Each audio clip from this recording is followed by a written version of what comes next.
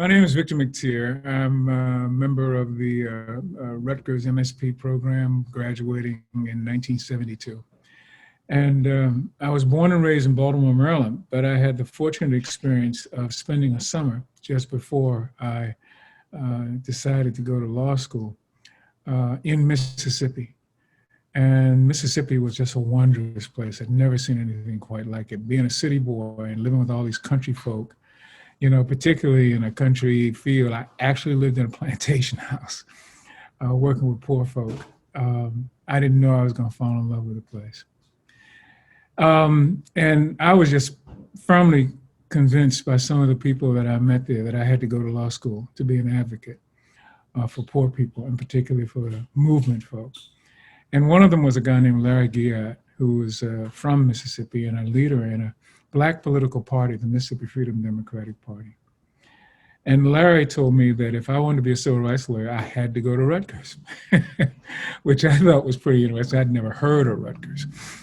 And so within 2 weeks after I made that announcement in approximately the end of July, I had been accepted to Rutgers University School of Law and went up to visit. I had a wondrous career, met some great people, one of whom was Ruth Bader Ginsburg. And I didn't especially care for Miss Ginsburg. I'll be very candid about it. I mean, the reality was she taught me conflicts. And as you may well recall, conflicts is really not a lot of fun. I was much more excited about the prospects of torts and learning how to make torts work for civil rights people. Monroe versus Pape, civil rights liability must be viewed against a background of tort liability. And that excited me, the opportunity to stand before juries. And Ms. Ginsburg was so quiet and so polite, and she was small, And so I would sit there in the room, and, you're trying to nod off until that magic moment, when she says, "Mr. McTeer, what's your feeling on that?" And then you get to see the joy and frightfulness of the Socratic method in one fell swoop. Well, when I left Rutgers, I did exactly what the plan was. I went back to Mississippi. And I arrived there as roughly, I guess I was 22-year-old young lawyer. I was admitted to practice back home in Baltimore, where I was born and raised. But I wanted to live and work again, with poor people, Black people in Mississippi. And I lived and worked in a community that was founded by former enslaved people, Mound Bayou, Mississippi, which is still the oldest all-Black town with a charter founded by enslaved or formerly enslaved people in this country. And they were kind enough to allow me to do anything that I really wanted to do. And I was fortunate enough to work on the kind of projects and economic development until one day I get this call from a young Black lawyer down in Cleveland, Mississippi. This is in Bolivar County in the Mississippi Delta. And the call is that there's a young Black woman who wants to have a job and got a job as an educator at the Drew Municipal Separate School District. Drew is a small town, which is famous only because Archie Manning graduated from it, from the high school. And I had been to Drew before. It wasn't an especially exotic place. It was, like 8 miles south of Parchman State Penitentiary in Sunflower County, and in those days, Sunflower County was a bit of a dangerous place to go to. Senator Eastland, that was his hometown.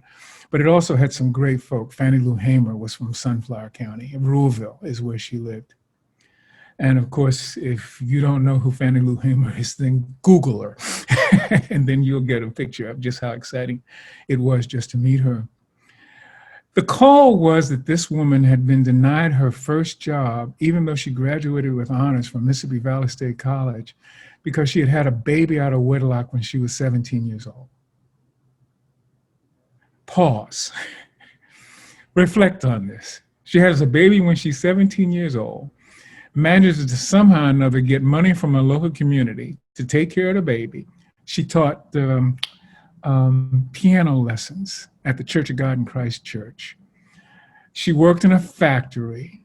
managed to get back into school, managed to go to college with a scholarship, graduates with honors, walks into the Drew Municipal Separate School District for her very first job, gets the job, and then 2 days later, she gets fired because she had a baby when she was 17 years of age.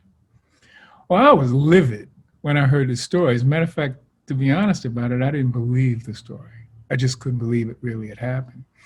My mother was born out of wedlock, and it touched me in a very special kind of way. Well, we talked about it a lot and whether or not I could bring an action. And so I called my mentor, Mort Davis, a lawyer that I had met here in New Jersey, in Newark.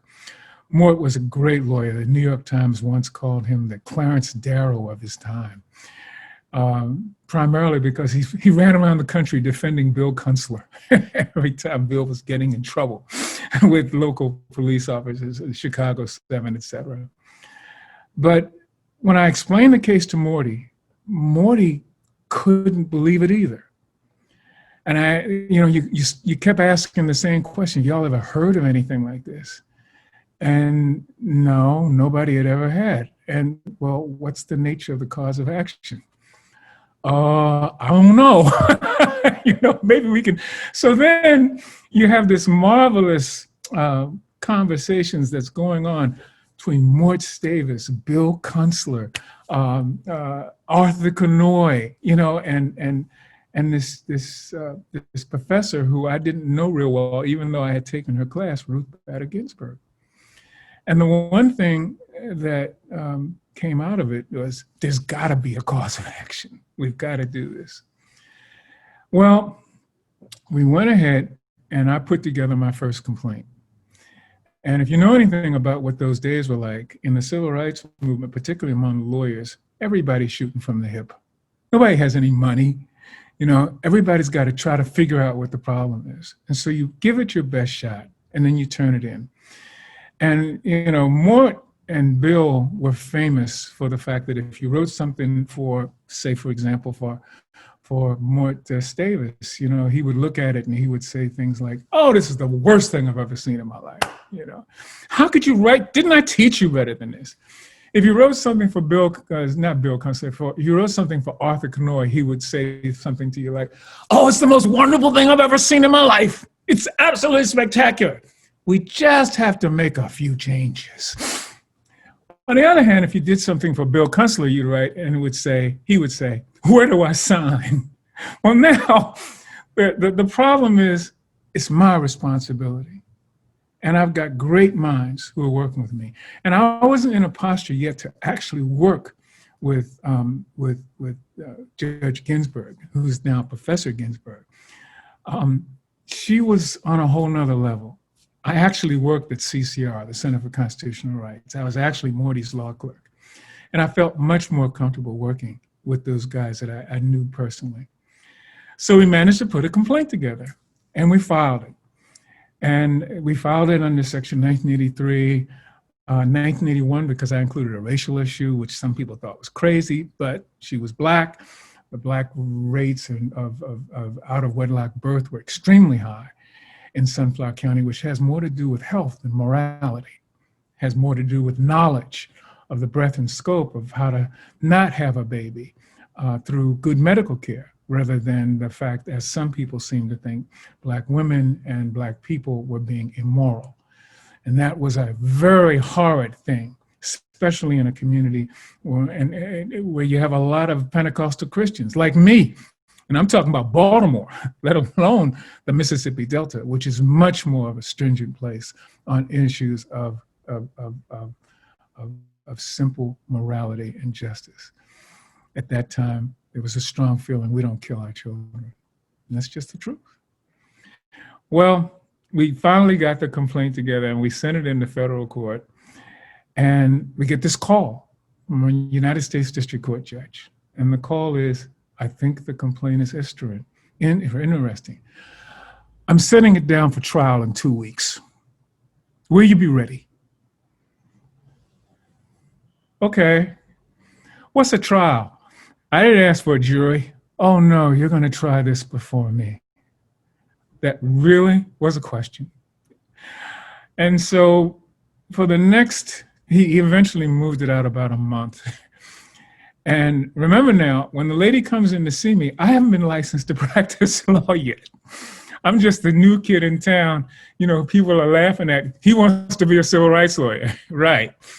No one ever dreamed that on the first day with the first client, I'm going to get a first of a kind case. It's never been heard in American jurisprudence that's going to be heard before the one moderate federal court judge in the state of Mississippi. And he likes the case, and he's decided we're going to trial in 2 weeks. Well, I call Morty and I tell him what, you know, I just told you. And he goes, oh my God, we're going to have to bust our behinds and work. And that's how I met Rhonda Copeland, who, of course, is another great civil rights lawyer, a woman who devoted herself from the center in the area of constitutional rights affecting women. And so, sure enough, a month later, we tried the case.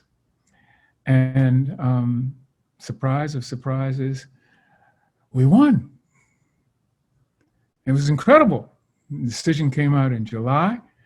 You know, and for a few minutes there, I was just like Arthur Conoy. Oh my God, we won! It's wonderful, you know. And I was so excited until I got the notice of appeal.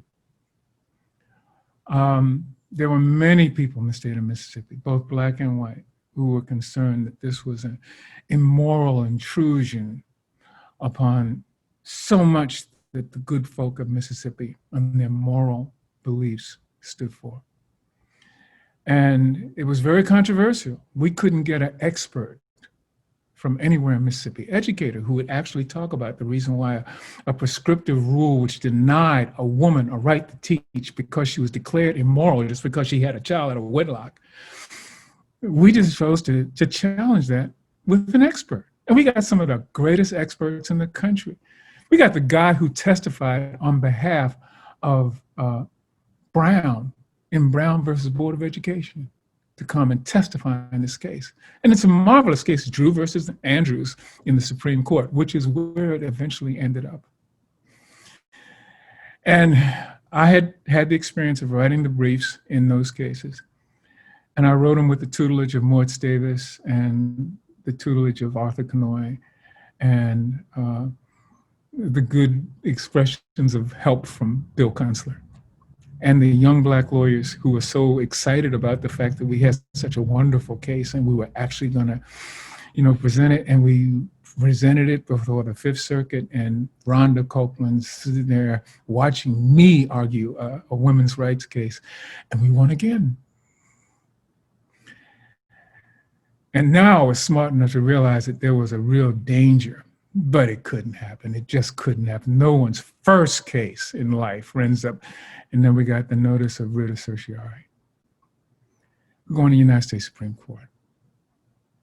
Well, the case is getting a lot of play around the country, and it's exciting. But this is the big leagues, and I'm a little league ball player. And I don't even know it yet. I don't know I'm not ready. I don't have a clue. You know, that it's one thing to stand before one judge, another thing to stand before three, but now you're going to stand before 9 of the most brilliant legal minds, or at least we hope they would be, in the country. And I wanted to argue it. I wanted to have that chance. I really dreamed of it. It's like a moment you dream of. Now remember, had never met a lawyer until I got to law school. Now I'm going to argue in the United States Supreme Court. And a debate arose. And the debate arose over whether or not a then 26-year-old lawyer with roughly 3.5 years of experience should take a case before the United States Supreme Court. Well, what I had going for me was the judge below and the judges in the Fifth Circuit had said that I'd done a really good job. And at the time that we started the case in the Supreme Court, I hadn't been admitted to practice for 3 years. So I had to get a motion filed to allow me to do that. And the motion was filed. And the court agreed to allow me to stand in that position. Some great lawyers signed that petition on my behalf. I don't remember whether or not Ruth Bader Ginsburg signed, but I do remember some of those names.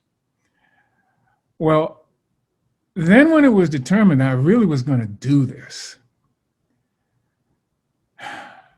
a group of lawyers got together to try to help me out, to moot me, to get me ready.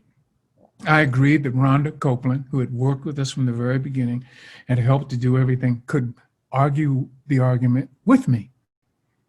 And she agreed to it. So she took one part of it, I took another part of it. And we went to the old office of the Center for Constitutional Rights. I guess it was on 11th Avenue in the city, right down the street from the Port Authority. It was my, it was exciting. It was the first time I'd ever been to the center, and I wasn't a clerk. Everybody's catering to me. Everybody's getting the water from me. Because now I'm going to be in the chair. And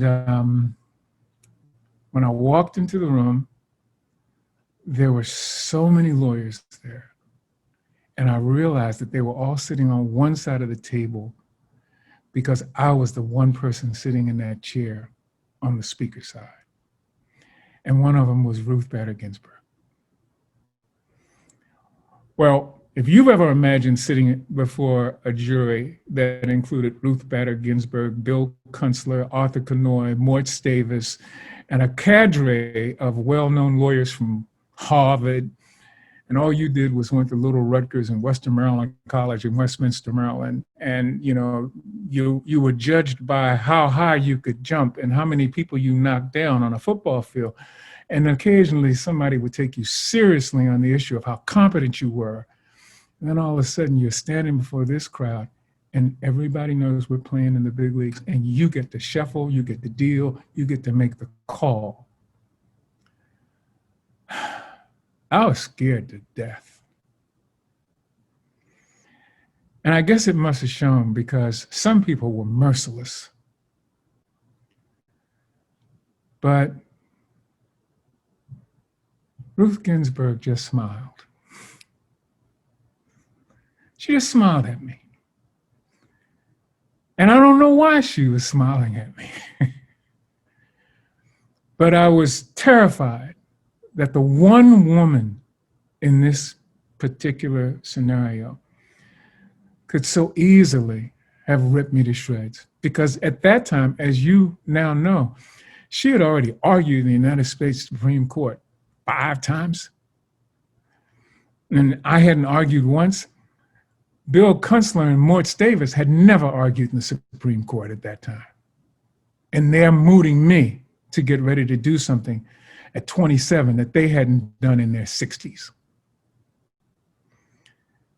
30 years later, when I look back at it, I think I know more about why she smiled. Because it was crazy. It was ludicrous. I shouldn't have been there. I don't know if I would have let one of my clerks do that, because none of my clerks, when I became the senior partner or the principal partner, I never had a lawyer who didn't let me, if I was in the case, stand before the court and take what we call the left seat, the captain's seat. But each one of those people did, including Ruth Bader Ginsburg. And I will be forever grateful for the grace they showed me at a time when I really needed salvation. And understand, didn't matter. We won. But the terror of it is only exacerbated, enhanced by the fear of it. Not the fear, that's not the correct. It's only enhanced by the moment. You're in the moment and your courage has taken you thus far, to get to this point. But then when you're actually standing up in front of those people, there's a moment there, but just for a hot second, you say to yourself, I can't do this. I'm scared to death. But somehow or another, shortly after that very first Mr. Chief Justice, and may it please the court, it all clicks.